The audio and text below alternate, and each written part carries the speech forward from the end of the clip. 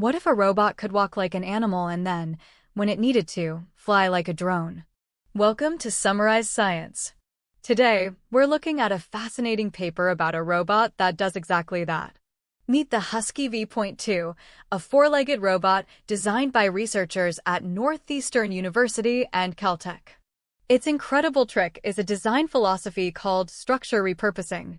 Building a robot that can both walk and fly is incredibly difficult. Usually, adding propellers for flight makes a robot too heavy and cumbersome to walk efficiently. It's a classic engineering trade-off. What's good for flying is often bad for walking, and vice versa. But the researchers behind Husky had a clever idea to overcome this. Instead of just adding separate parts for flying, they designed the robot's legs to do both jobs. When it's on the ground, it trots around on four legs and can even balance itself when pushed.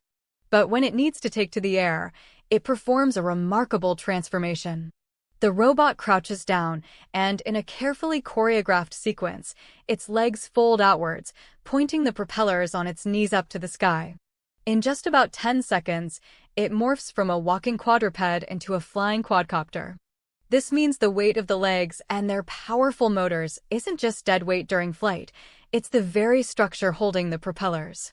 The paper shows impressive results of the robot in action. We can see it dynamically trotting, which is a stable and efficient gait. Amazingly, it can even use its propellers for added stability while walking, a bit like a bird using its wings to balance. Then, it seamlessly transitions into a stable hover, flying for about 20 seconds before landing and morphing back.